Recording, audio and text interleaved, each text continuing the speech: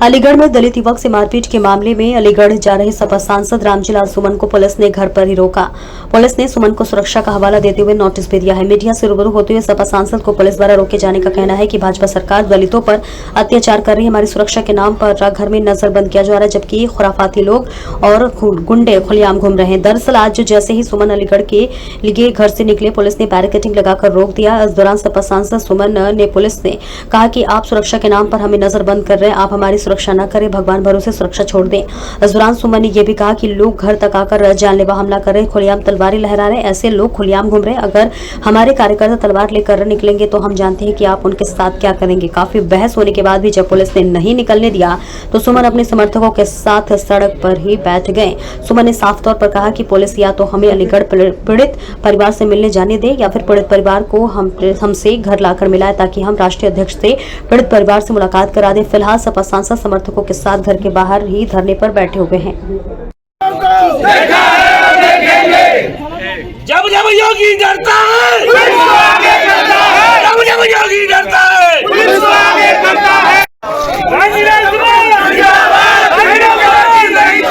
Police के दम पर तानाशाही नहीं चलेगी, नहीं चलेगी, पुलिस के दम पर तानाशाही नहीं चलेगी, नहीं चलेगी, दलितों पर अत्याचार नहीं चलेगा, नहीं चलेगा, दलितों पर अत्याचार नहीं चलेगा, नहीं चलेगा, दलितों पे ये अत्याचार नहीं चलेगा, नहीं चलेगा। ये धमकियां मिल रही हैं। एक सभा हुई, 26 तारीख को लोग हमारे घर पे आ गए, बताया गया कुछ टीमें बनी हैं, हमें आप ये बता दीजिए। फिर हम अलीगढ़ गए, वहाँ हमला हुआ। हमें एक उदाहरण ऐसा बता दीजिए जिसमें से ये मैसेज गया हो कि पुलिस सख्त कार्रवाई कर रही है जो खुराफात करने वाले हैं अपराधी। ये सब नहीं चलेगा तरीका। आप लोग तो तरफा उनको अवैध। मैं पॉलिटिकल आदमी हूँ, पार्टी का मैं पॉलिटिकल आदमी हूँ, पार्टी का राष्ट्रीय महासचिव हूँ, 5 बार MP रहा हूँ, भारत सरकार मंत्री रहा हूँ। तो मेरी सामाजिक जिम्मेदारियाँ हैं। मुझे जिले से बाहर भी तो बाहर जाना पड़ता है। आपने तो मुझे कैद कर रखा, मैं कहीं जा नहीं सकता। दिल्ली के सांसद आप दिल्ली चले गए, हमने आपको हॉटस्पॉट लगा दिया, आपको सोने की व्यवस्था भी दी है। मैं दिल्ली चला गया। मैं सुनिए उस टाइम पे कोई ऐसा हमारी बात हमारे जाने के बाद वहाँ तनाव होगा। तनाव नहीं, हमारे ऊपर बाकी कोई ना बोले, सांसद जी को बोलने दीजिए। हमारे ऊपर हमला हो सकता है, आपके पास ये इनपुट है। जी जी, तो जो हमलावर है उनमें जूते मार के बंद क्यों नहीं करते आप? आप मेरा इंतजाम कर रहे हैं, उनका इंतजाम क्यों नहीं करता? उनके ऊपर भी कार्रवाई होगी। नहीं, कोई कार्रवाई अब तक जो सांसद जी मेरी बात सुनिए, अब तक जो व्यवहार में आया, मैं अनावश्यक रूप से आरोप नहीं लगाना चाहता।